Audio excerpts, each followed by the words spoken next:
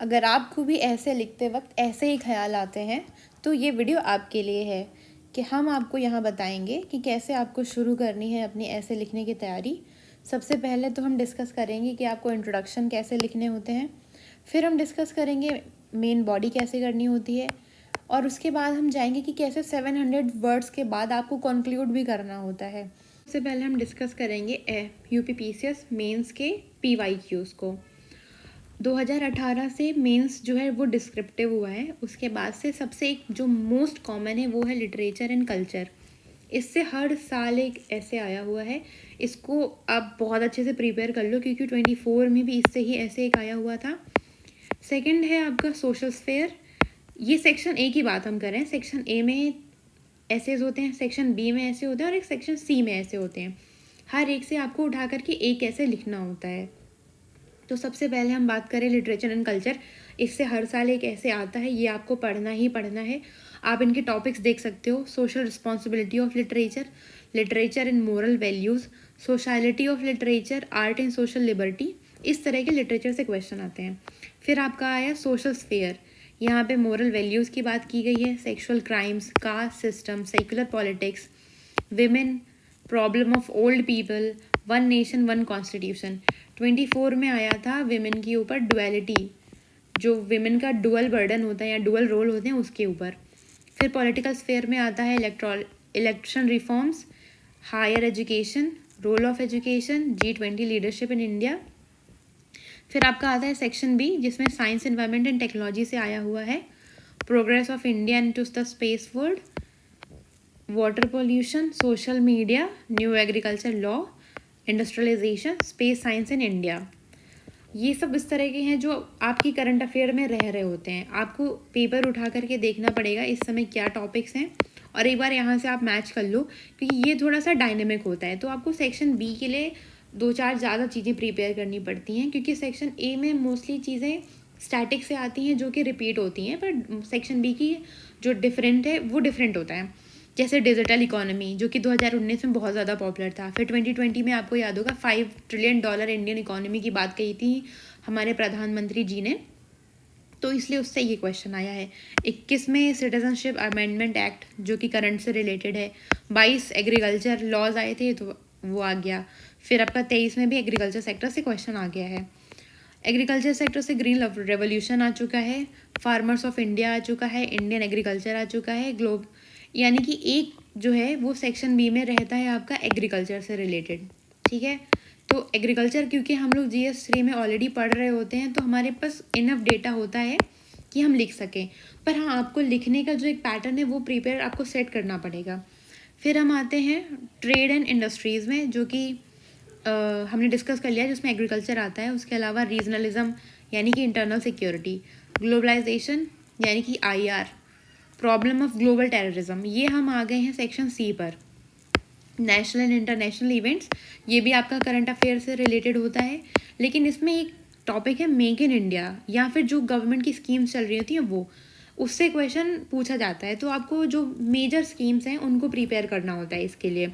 जैसे मैं आपको दिखाती हूँ, जनधन स्कीम, उसके बाद आपका रहा नमामि गंगे, आयुष्मान भारत, PM अन्नदाता आय संरक्षण अभियान, और इस बार आया हुआ था मेक इन इंडिया जो कि मैन्युफैक्चरिंग में कैसे अफेक्ट कर रहा है उसके ऊपर था, यानी 2024 में। तो ये हो गई आपकी इंडिया की फॉरेन पॉलिसी। वाटर प्रिजर्वेशन, ये जो है ये आपका पॉलिसी बेस्ड होता है, foreign policy of India. BSF, यहाँ पे आपको इंडिया की जो चल रही होती हैं स्कीम्स, मेजर स्कीम्स, उनको फॉलो अप करना होता है ताकि आप ऐसे के लिए अच्छे से लिख सकें। हाउएवर हम लोग पढ़ते हैं मेजर स्कीम्स, पर उनका जो एक हमें 700 वर्ड्स में लिखना होता है ना, हम उतना नहीं पढ़ रहे होते हैं। तो हमें ये यहाँ से डिस्कस कर लिया कि कैसे हमें टॉपिक्स डिसाइड करने हैं। आप अगर अभी तैयारी शुरू करते हैं UPSC के मेंस के लिए, जो कि हमारी पॉसिबिलिटी है अप्रैल में होने की, और जो हमारा UPSC 26 है उसके लिए आपके पास आराम से अभी प्रीलिम्स में ही 7-8 मंथ्स हैं। अभी डेट डिसाइडेड नहीं है, पर हमारे पास 7-8 मंथ्स हैं। अगर हम मान के चलें कि मई और जून में एग्ज़ाम होगा क्योंकि इलेक्शंस हैं अगली साल, तो हमें सोच के चलनी होगी पॉसिबिलिटी। 7-8 मंथ्स हमारे पास हैं। और आप 2-4 दिन में ही ऐसे लिखना शुरू करते हैं या ऐसे की तैयारी शुरू करते हैं, तो आपको जो मेजर स्कीम्स हैं उनके बारे में प्रिपेयर करना होगा, जो कि 1 से 2 साल पुरानी हो, जो बहुत बड़ी स्कीम्स होती हैं, जैसे आपने देख लिया हमारे PYQ में। अब हम डिस्कस करते हैं कि ऐसे लिखना कैसे है। तो सबसे पहले हम हमारा देखेंगे इंट्रोडक्शन। कोई भी ऐसे है, हम उसको कैसे शुरू करते हैं। जैसे अब सबसे पहले आप समझ लो हम लिटरेचर पे लिख रहे हैं, तो हमारे पास 3 तरीके होते हैं अपने ऐसे को इंट्रोड्यूस करने के, 3 से 4। पहली चीज़ हम क्या करेंगे कि हम डालेंगे एक कोट। हम लिख सकते हैं किसी भी लिटरेचर से रिलेटेड कोट के ऊपर। सेकंड चीज़ है हमारा कोई सी भी स्टोरी बना दो, स्टोरी, ठीक है। जैसे मैंने जो लिखी थी स्टोरी, मैंने वो भगत सिंह जी के ऊपर एक स्टोरी लिखी थी कि कैसे उन्होंने मार्क्सिज्म और लेनिनिज्म के बारे में पढ़ करके के लिटरेचर को पढ़ के इंडिया में रेवोल्यूशन लाया। तो मैंने कनेक्ट किया क्योंकि हमारा जो टॉपिक था वो था ह्यूमन को कैसे अफेक्ट करता है लिटरेचर। तो इस तरह से भगत सिंह जी को मैंने जोड़ दिया मार्क्सिज्म के लिटरेचर से। ये मैंने इंट्रो में डाला हुआ था। I am not saying this is the only way और this is the best way, but you can do that.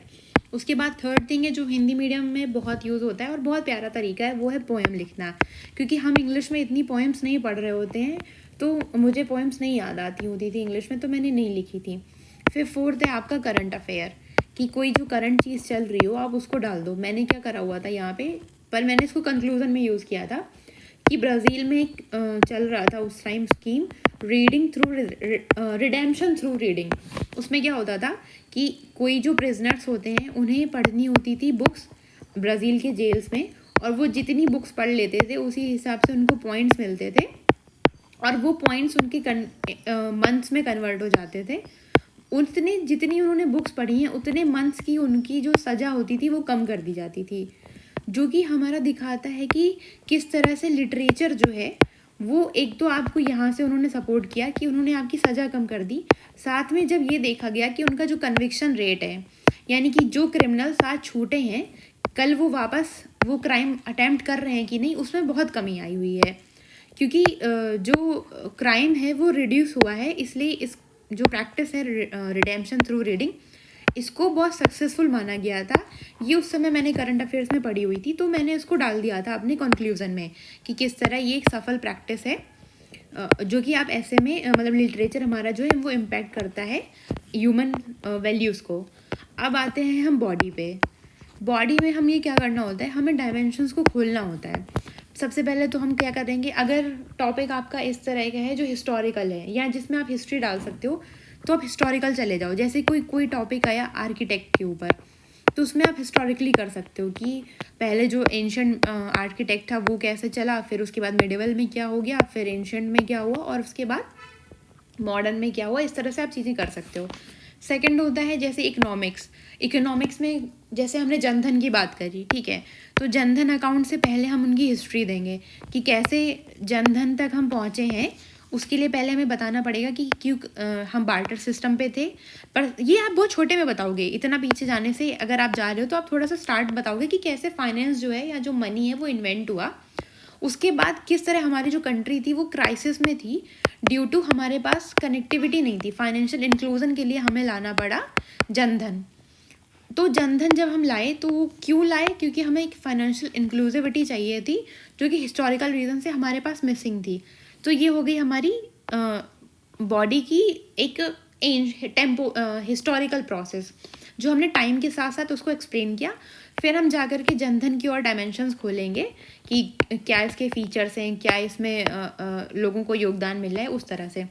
Second होता है कि आप इसमें एग्जाम्पल्स दीजिए, हर चीज़ का एग्जाम्पल होना चाहिए।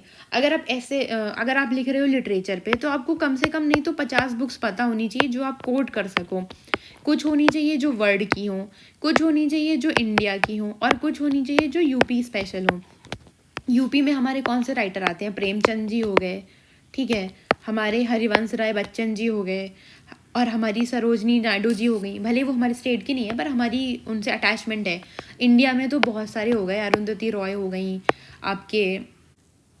उसके अलावा हम महाभारत का दे सकते हैं एग्जाम्पल, इंडियन, उसमें सबसे बड़ा एपिक है आपका, आपने रामायण लिख दिया, ठीक है। ये हिस्टोरिकली आप बताओगे कि कैसे हमारे हिस्टोरिकली प्रोग्रेस हुआ है। इनफैक्ट लिटरेचर में मैंने ये भी लिखा था जो भीमबेटका की केव्स हैं, जो केव्स हैं वहाँ पे जो आर्ट वर्क हुआ है, क्योंकि पहले लोगों को लिखना ही नहीं आता था, तो उन्होंने अपनी तब भी स्टोरी बताने की कोशिश करी है आर्ट फॉर्म्स के माध्यम से। वो इस तरह का ही मिनिएचर पेंटिंग करके बता दे रहे हैं कि हमने डांस किया, हमने ड्रम्स बजाए। तो ये सारी चीज़ें हैं। और इसके अलावा जो वर्ड, हमारे जो वर्ड के राइटर्स हैं, इसमें आप जा सकते हो डार्क एजेस में, रोमन एम्पायर में, उसके बाद आप क्लासिकल लिटरेचर तक आओगे, डांटे हो गए, मार्क्सिज्म हो गया, ये सब लिटरेचर का ही तो पार्ट है। इनफैक्ट जो कैपिटलिज्म है, जो मॉडर्न इकोनॉमिक सिस्टम है, वो भी आपका लिटरेचर के ही थ्रू आया है। एडम स्मिथ जी हो गए, इन्होंने जो चीज़ें ला के दी हैं आज वही हम देख रहे हैं लॉजिकली कि कैसे चीज़ें प्रोग्रेस करी हैं। फिर एक इस तरह से ना हम एक क्या बोलते हैं, थीसिस बिल्ड करते हैं कि हम अपने एग्जाम्पल्स और एनेक्डोट्स के थ्रू, अपनी राइटिंग्स के थ्रू एक थीसिस बिल्ड कर रहे हैं कि क्यों जो एक लिटरेचर है वो इम्पॉर्टेंट है। जब आप ये कंप्लीट कर लोगे अराउंड 350-400 वर्ड्स में, 400 वर्ड्स आपने यहाँ कर लिए, ठीक है, फिर आप एक नई चीज़ डायमेंशन में जाओगे कि क्यों लिटरेचर के कुछ नुकसान भी हैं, क्योंकि हर चीज़ ज़रूरी ही तो नहीं कि उसके फ़ायदे ही फ़ायदे हों। आप जाओगे सेकंड चीज़, या हर लिटरेचर के ही कंटेक्स्ट में नहीं, अन्य कंटेक्स्ट में भी आप एक बिल्ड करोगे एंटीथीसिस, यानी कि जो भी पॉइंट्स अभी तक आपने ऊपर बोले हैं कि नहीं नहीं यही सही तरीके हैं, यही सब कुछ है, आप उसके अगेंस्ट जाके बोलोगे। जैसे कि फर्स्ट थिंग, मनुस्मृति, जो कि पार्ट था लिटरेचर का, लेकिन इसकी वजह से लोगों पे कितना बुरा असर पड़ा है, डिस्क्रिमिनेशन आया है, कास्ट सिस्टम आया है। सेकंड चीज़ हो गया, कई लिटरेचर ऐसे होते हैं जिन्हें बैन कर दिया जाता है। कुछ बुक्स ऐसी होती हैं जिनकी वजह से राइट्स हो जा रहे हैं, या जो बहुत ही किसी एक रिलीजन पे हैं जो कि दूसरे रिलीजन्स को डिफेम कर रही हैं, उनकी वजह से लोगों के बीच में झगड़े हो रहे हैं। तो लिटरेचर का ये भी रीज़न है कि दूसरा चीज़ है एलिनेशन, कि कोई इंसान है वो लिटरेचर में इतना गुम हो गया है कि वो आसपास की सोसाइटी भूल जा रहा है। आप देखते हो कि कुछ लोग होते हैं डिलूजनल हो जाते हैं चीज़ों को पढ़ करके। और सब उसके अलावा है कि सोसाइटी से लोगों का कट ऑफ हो जाना, लोनलीनेस, ये सारी चीज़ें लिटरेचर की हो गई। अगर हम जनधन में जाएंगे तो हम एंटीथीसिस बिल्ड कर सकते हैं कि स्टिल अभी भी हमारी जो जनधन अकाउंट्स हैं वो क्यों मतलब सफिशिएंट नहीं है, उनमें क्या क्या हम और जोड़ सकते हैं, या हमारा जो डिजिटल इंक्लूज़न है वो अभी तक क्यों पीछे है, क्योंकि हमने अभी भी हर जनता को नहीं उसमें, मतलब उसकी जो कमियां हैं आप उनको वहाँ उजागर करो। एंटीथीसिस का मतलब होता है जो भी आपने अभी तक बात बोली है उसको अगेंस्ट जाना, उसके अगेंस्ट नहीं जाना, मतलब उसके नेगेटिव पॉइंट्स को भी लाना सामने। तो हम ऐसे में 2-3 चीज़ें करते हैं। पहले तो आपने बॉडी में मैं बात कर रही हूँ, पहले प्रैक्टिकली आपने 3 चीज़ें बहुत ज़रूरी है करना। एक है थीसिस बिल्ड करना, जिसमें आप मल्टीपल डायमेंशंस में जाओगे, सोशल, पॉलिटिकल, इकोनॉमिकल, इस तरह से, ठीक है। और उसकी ज्योग्राफी भी आप अगर डाल सकते हो डालो, उसमें नेचुरली इन्वायरमेंटली क्या फ्लॉज हैं या क्या चीज़ें हैं। जब आप इन सारे डायमेंशंस को कवर कर लेंगे तब आप इन्हीं डायमेंशंस के नेगेटिव पॉइंट्स को कवर करेंगे दूसरे एंटीथीसिस में। इनका आपको हेडिंग नहीं डालनी है, बस आपको पैरा चेंज करना है। तो एक चीज़ ये आपको याद रखनी है। उसके बाद आते हैं नेगेटिव पॉइंट्स, आपने कवर कर लिए। इसके बाद आता है वर्ड लिमिट। वर्ड लिमिट है सिर्फ 700। अभी आपको लग रहा है 700 बहुत ज़्यादा है, पर जब आप अच्छे से प्रैक्टिस कर लेते हो, सीख जाते हो, आपको 700 वर्ड्स ख़त्म करना इतना आसान हो जाता है ना कि आप भूल जाते हैं। तो ये वर्ड लिमिट आपको याद रखनी है। इतनी सारी चीज़ें आप डायमेंशंस खोल देते हो ना कि जब उन्हें आप कंसोलिडेट करने चलते हो तो शब्द कम पड़ जाते हैं। तो जब आप कंक्लूजन में आओगे तो यहाँ पे होता है कि आपने अपनी सारी आर्ग्यूमेंट्स जो हैं वो पहले ही ख़त्म कर लिए हैं। अब यहाँ पे आपको जो भी आपने इतना सारा लिख रखा है इसको ख़त्म करना है सिर्फ और सिर्फ इतने वर्ड्स में, यानी कि आपको पूरे ऐसे का कंक्लूजन यहाँ देना है। जो भी आपने थीसिस लिखी, जो भी आपने एंटी थीसिस लिखी, वो सारी आपको यहाँ शॉर्ट में लिखनी है, और इसको आपको एंड करना है एक पॉजिटिव नोट पे कि हाँ ठीक है, जनधन बहुत अच्छी चीज़ है पर इसमें ये फ्लॉज हैं, लेकिन सरकार ये कदम उठा रही है इसको बेटर करने में। क्योंकि आप उत्तर प्रदेश का ऐसे लिख रहे हो इसीलिए, हाँ सॉरी इसको मैं बताना भूल गई, बॉडी में कुछ चीज़ें होनी चाहिए जो यूपी से रिलेटेड हो। अगर आप लिटरेचर पे हो तो यूपी का लिटरेचर का राइटर्स लिख दो। जनधन में यूपी फर्स्ट था अकाउंट्स खोलने में, आप वो लिख दोगे। अगर आप लिख रहे हो विमेन के ऊपर तो विमेन की कंडीशन यूपी में क्या है आप वो लिखोगे। और स्पेशली जब आप कंसोलिडेट कर रहे होंगे तो जब आप सेंट्रल की स्कीम्स लिख रहे हो या सेंट्रल ने जो अपना सेंट्रल जो कर रहा है उसके साथ साथ आप ये भी लिखोगे कि उत्तर प्रदेश में क्या हो रहा है, क्योंकि आप उत्तर प्रदेश के हो, आप उत्तर प्रदेश के एसडीएम बनने वाले हो, आपको पता होना चाहिए, ये चीज़ आपके ऐसे में भी दिखनी चाहिए। जैसे मैं बताती हूँ, जब लिटरेचर का मैं लिख रही थी, मैंने युवा वाले के लिए लिखा हुआ था, जो पीएम युवा चल रहा है, लेकिन सैडली मुझे नहीं पता था कि उत्तर प्रदेश में क्या चल रहा है लिटरेचर को लेकर के, जो मुझे बहुत दुख होता है कि मैंने मिस कर दिया। हो सकता है अन्य लोगों ने लिखा हो। ये इन सारी चीज़ों को सीखने के बाद कि जो कोट्स हैं हमें वो कहाँ से पढ़ने हैं। कोट्स के लिए आपको बहुत सारी कोचिंग के मल्टीपल बुकलेट्स मिल जाएंगे, जिनमें कोट्स के बारे में बुक्स होंगी, उनके स्क्रीनशॉट्स उनको मैं अपने ग्रुप पे डाल दूँगी, आप ग्रुप ज्वाइन करके वहाँ से उनको ले सकते हो। सेकंड आती है कि अगर बुक्स पढ़नी है आपको ऐसे के लिए तो क्या करें। देखिए, बुक्स तो एज सच मत ही पढ़िए ऐसे के लिए कोई भी, क्योंकि बहुत कुछ खास नहीं अवेलेबल है। पर हाँ, PYQs अगर आपको कहीं सॉल्व मिल जाए अच्छे तो आप ले लो। मैं अपना बता सकती हूँ कि मैंने ओनली आईएएस का कुछ टाइम पहले लिया था, मेंस के कुछ टाइम पहले।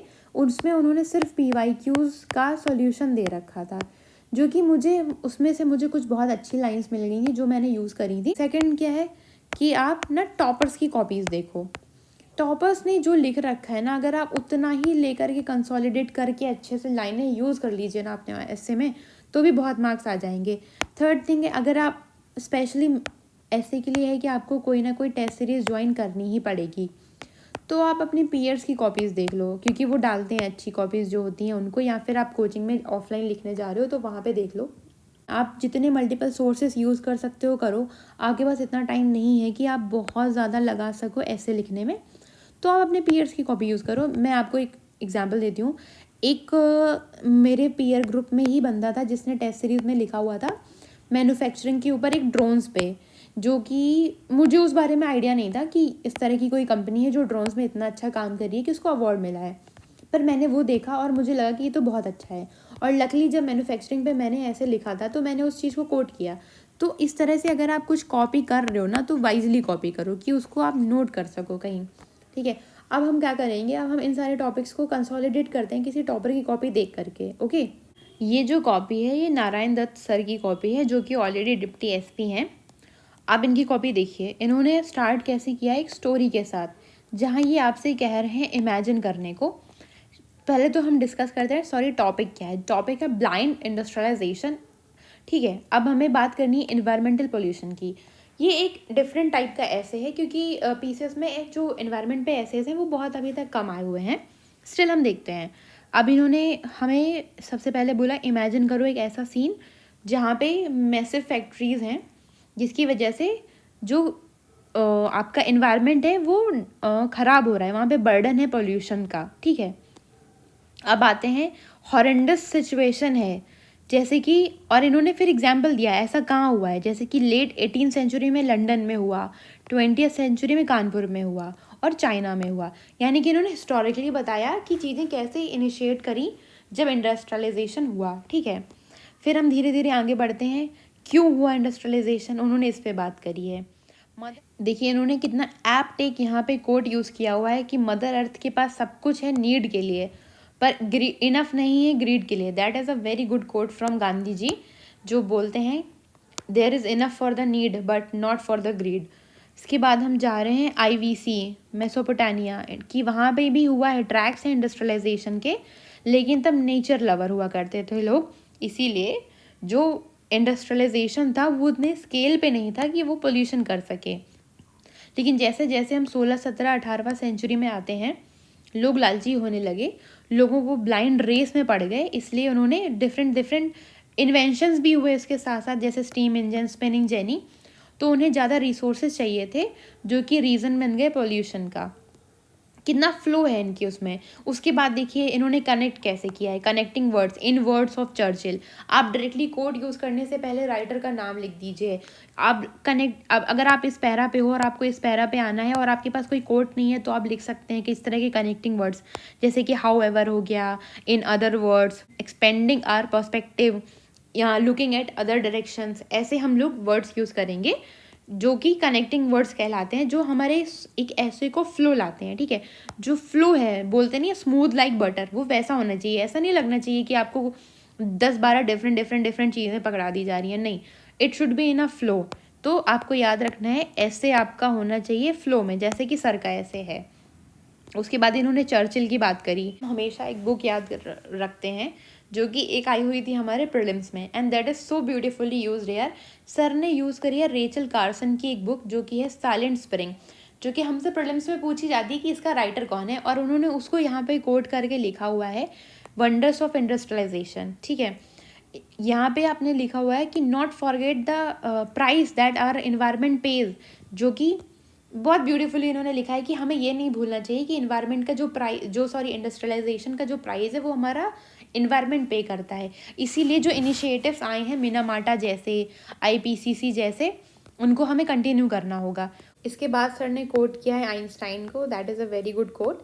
फिर सर जाते हैं नीचे और इन्होंने वसुधैव कुटुंबकम के बारे में बात करी है। फिर हम बात करते हैं IR 4.0 की, यानी कि जो इंडस्ट्रियलाइजेशन 4.0 चल रहा है उसकी। और फिर हम डिस्कस करते हैं आखिरी में रविन्द्रनाथ सर टैगोर जी की एक पोएम जो कि है द ट्री, और सर ने उस पोएम को लिख करके एंड कर दिया है। यानी कि जब हमने कंक्लूड किया तो हम लास्ट में एंड कर सकते हैं किसी भी ब्यूटीफुल कोट के साथ। हम डिस्कस कर सकते हैं फ्यूचर आइडियाज़ कि हम क्या क्या फ्यूचर में और कर सकते हैं। अभी तो फिलहाल हमारा जो IR है वो आगे इंडस्ट्रियलाइजेशन रिवोल्यूशन जो है वो आगे बढ़ चुका है।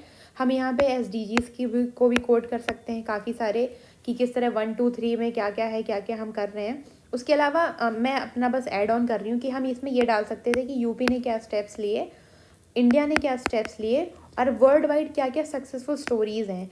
इसके अलावा हम इसमें ये भी लिख सकते हैं जो हमारे फ्यूचर एंटरप्रेन्योर्स हैं उनको भी सस्टेनेबल प्रैक्टिसेस को लाना चाहिए। हाउएवर ये जो टॉपिक है वो लिमिटेड है कि इम्पैक्ट ऑफ पॉल्यूशंस क्या क्या हैं। ठीक है, एनवायरमेंट पोल्यूशन, तो हमें हाँ ऑफकोर्स 700 वर्ड्स तक लिमिटेड ही रहना होता है, इसलिए हम बहुत सारी चीज़ें मिस कर देते हैं। पर of course there is a chance कि आप उसमें कुछ और इम्प्रूव कर सकें। ये तो हो गई इंग्लिश मीडियम में कॉपी। इसके अलावा मेरे पास एक और कॉपी है धर्मवीर सर की, जो कि ऑलरेडी इस समय सेलेक्टेड जेलर हैं। इन्होंने, हम इनका ऐसे देखते हैं जिसका है भारत में विरासत स्मारक, महत्व, चुनौतियाँ और समाधान। यहाँ पे इन्होंने क्या किया, सबसे पहले इन्होंने किसको हम बोलते हैं विरासत और स्मारक, उसकी डेफिनेशन दे दी। फिर सर ने डिफरेंट हिस्टोरिकली बताया कि क्या क्या हैं जो हमारी विरासत में आते हैं। फिर हमने बात करी मध्यकालीन विरासतों की। फिर हम बात करते हैं मध्यकालीन विरासतों में ही हमने डिफरेंट ताजमहल हो गया, इनका बात करा कि इसको मोहब्बत की निशानी कहते हैं, इसको यूनेस्को ने लिया हुआ है। फिर इसके बाद हम आते हैं आधुनिक काल में, जिसकी विरासत में हमारी कौन कौन सी इमारतें हैं उनकी बात करी जा रही है। फिर हम बात करते हैं विभिन्न ऐतिहासिक, सामाजिक, आर्थिक, राजनीतिक, सांस्कृतिक आदियों में बांट के देखना, जो मैंने आपसे बोला कि हिस्टोरिकली जा रहे हैं, फिर सोशल पॉलिटिकल इस तरह से जा रहे हैं। फिर सर इस तरह से आगे लिखते जा रहे हैं, मतलब सर ने इस तरह से आगे कंटिन्यू किया हुआ है कि तत्कालीन समय का निर्धारण करते थे, राजवंशों पर प्रकाश डालते थे, यानी सोशल कंडीशंस दिखाई हैं, कल्चरल कंडीशंस दिखाए हैं कि किस तरह से आम जन की भावनाओं की अभिव्यक्ति हुआ करता था। पॉलिटिकल डिमेंशंस पे, जिसमें कि लिखा हुआ है सॉफ्ट पावर डिप्लोमेसी। ये जो कुछ की टर्म्स हैं आपको याद करने पड़ेंगे। इस तरह से आप भी खुद से शॉर्ट नोट्स बना सकते हो, या आप डिफरेंट कोचिंग के मटेरियल को यूज़ कर सकते हो। इस तरह से जो चीज़ें होती हैं उनको कलेक्ट करना बहुत मुश्किल हो जाता है, क्योंकि ये सब आप कितनी ही टॉपर्स की कॉपी देख लोगे, आप कितने ही कोचिंग का मटेरियल उठा लोगे। तो इसीलिए हमने स्टार्ट किया है एक मेंटोरशिप प्रोग्राम, जिसमें क्या होगा कि हम आपको इस तरह की चीज़ों में हेल्प कर सकते हैं। हम आपको डिफरेंट मटेरियल प्रोवाइड कर सकते हैं। आपकी इच्छा है तो आप ज्वाइन कर सकते हैं। आपको जो टेलीग्राम लिंक है वो मेरे चैनल की डिस्क्रिप्शन में मिल जाएगा। आप वहाँ से हमारा टेलीग्राम चैनल ज्वाइन करिए, उसका नाम है बेस्ट स्टडी। आप उससे जा कर के हमारा मेंटरशिप प्रोग्राम ज्वाइन कर सकते हो। ठीक है, अब आते हैं हम मेरी कॉपी पे। मैं अपनी कॉपी, ये मैंने मेंस की कुछ दिन पहले लिखी हुई थी, 29 को मेंस था, और ये मैं 21 को लास्ट ऐसे की कॉपी लिख कर आई थी। इसमें मेरे 94 मार्क्स हैं। ये मैंने मेक IAS में लिखी थी जा कर के। अब हम इसको देखते हैं मैंने क्या क्या, कौन कौन से ऐसे कैसे कैसे लिख रखे हैं। ठीक है, मेरी राइटिंग थोड़ी सी मैनेज कर लेना आप। सबसे पहले है gender equality in India, progress and challenges. तो इन्होंने बोला है कोर्ट से स्टार्ट करना, ठीक है, बट मैंने डिफरेंट तरह से स्टार्ट किया। मैंने लिखा है कि जो हेड ऑफ द स्टेट है वो विमेन है, जो chief justice next in line है वो विमेन है। इंडिया में ऑलरेडी एक फीमेल प्राइम मिनिस्टर हो चुकी है, हमारे पास मल्टीपल फीमेल चीफ मिनिस्टर्स हैं, हमारी पहली फीमेल फॉरेन और फाइनेंस मिनिस्टर बन चुकी हैं। इनफैक्ट जो यूनाइटेड नेशन में पहली विमेन प्रेसिडेंट थी वो भी हमारी एक इंडियन विमेन थी, विजय लक्ष्मी पंडित जी। इस इंडिया है वो स्टिल, इसके बाद भी जो इंडिया की रैंक है वो 131 है out of 146 countries on gender inequality index. तो इस ऐसे में हम एक्सप्लोर करेंगे स्टेटस जो है जेंडर इक्वालिटी का इंडिया में, और हम ऑल्सो डिस्कस करेंगे बैरियर्स और challenges along with the progress जो इंडिया ने अभी तक करी हुई है। ठीक है, तो उसके बाद मैंने बहुत सारे डिफरेंट एग्जाम्पल्स के साथ इसको कंटिन्यू किया है, जैसे अपनी प्रेसिडेंट साहिबा का एग्जाम्पल देते हुए जो कि ट्राइबल कम्युनिटी से हैं। उसके बाद स्टिल क्योंकि हमारी प्रेसिडेंट हाउएवर हैं, पर तब भी हमारे पास सिर्फ 12% मेंबर ऑफ पार्लियामेंट जो विमेन है और 9% जो है विधायक हैं। इसके बाद हम जाते हैं कि जो 33 हमारे जजेस हैं सुप्रीम कोर्ट में, उसमें सिर्फ एक फीमेल जज है हमारी। इसके बाद हम जाते हैं कि जो 33% रिजर्वेशन दिया गया है वो है, लेकिन जो एग्जिस्टिंग रिजर्वेशन है विमेन का पंचायत में वो दिखाता है कि हमारे पास 49% जो फीमेल है वो सरपंच हैं। ऑफकोर्स पॉलिटिकल इंक्लूजन जो है उसने इम्प्रूव की है विमेन की सिचुएशन, लेकिन जो विमेन है वो लेबर भी उनका मतलब पार्टिसिपेशन लेबर फोर्स में उनका इंक्रीज़ हुआ है। जो लड़कियां हैं वो स्कूल भी ज़्यादा जा रही हैं। विमेन है वो ब्रेक कर रही हैं ग्लास सीलिंग, एक टर्म होता है ग्लास सीलिंग, यानी कि जो हायर प्रमोशंस होते हैं वो भी विमेन को मिल रहे हैं। जो हमारा टोटल फर्टिलिटी रेट है वो भी डाउन हो गया है। लेकिन सिचुएशन ऐसी भी है कि हॉरेबल इश्यूज तब भी सामने आते रहते हैं, जैसे कि महाराष्ट्र में यूट्रस का रिमूव कराया जाना अनऑर्गेनाइज सेक्टर की लेबर्स के साथ। ठीक है, जो ओवरऑल सोशल डेवलपमेंट है वहाँ पे इकोनॉमिकल इंक्लूजन जो है अभी नेसेसरी है। जैसे कि कुछ एंटरप्रेन्योर्स का मैंने नाम डाला, जैसे किरण मजूमदार हो गई, रचना कुमारी हो गई, जो पेंटिंग्स के थ्रू लोगों को एम्पावर कर रही हैं यूपी में। ये स्पेशल एग्जाम्पल है यूपी का। ठीक है, फिर हम आते हैं सेल्फ हेल्प ग्रुप्स पे जो कि जेंडर इक्वालिटी के लिए हेल्प कर रहे हैं हमारी। फिर हम जा रहे हैं कि किस तरह से जो अभी भी लैंड होल्डिंग है वो 12% ही है, जबकि जो लेबर है विमेन है जो एग्रीकल्चर में वो 46% है। ये आपको डिफरेंस दिखेगा, मतलब थीसिस एंटी थीसिस। फिर हम जा रहे हैं पिंक, जो गवर्नमेंट इंडिया की गवर्नमेंट है उसने क्या क्या इनिशिएटिव्स लिए हुए हैं, stand up India, pink budget, मुद्रा योजना, पॉश एक्ट। ठीक है, उसके अलावा मूविंग फर्दर, ये आपका कनेक्टिंग वर्ड हो गया। स्टेम में क्या चल रहा है, जो माधवी गुप्ता मैम है इन्होंने अभी अपने जो चेनाब ब्रिज था वो बनाया। इसके साथ कितनी सारी स्टेम में आपकी स्कीम्स आई हुई हैं सरकार की तरफ से। अब इन्होंने लिख रखा है कि इंक्लूड शॉर्ट लेवल डायग्राम, जो कि मुझे नहीं लगता है ऐसे में कभी भी डायग्राम बनाना चाहिए। हाउएवर इन्होंने मुझे स्टिल गुड ऐसे बोल करके 30 मार्क्स दिए हुए हैं out of 50, and that I think is a decent score. बाकी का ऐसे हम ये जो 2 ऐसे बचे हुए हैं उनको नेक्स्ट वीडियो में डिस्कस करेंगे। इसके साथ मैं और भी टॉपर्स कॉपीज़ लेकर आऊँगी और हम डिस्कस करेंगे कि अपना और आप बेटर ऐसे कैसे कर सकते हो और किस टीचर की आप क्लासेस देखो, क्योंकि ये वीडियो बहुत लंबा हो गया है, तो वो चीज़ें हम नेक्स्ट क्लास में करेंगे। Thank you for watching the video. अगर आप यहाँ तक पहुँचे हैं तो कॉन्ग्रेचुलेशंस, आप ऑलरेडी अपने कॉम्पिटिशन से बहुत आगे हो। मिलते हैं नेक्स्ट वीडियो में, बाय बाय।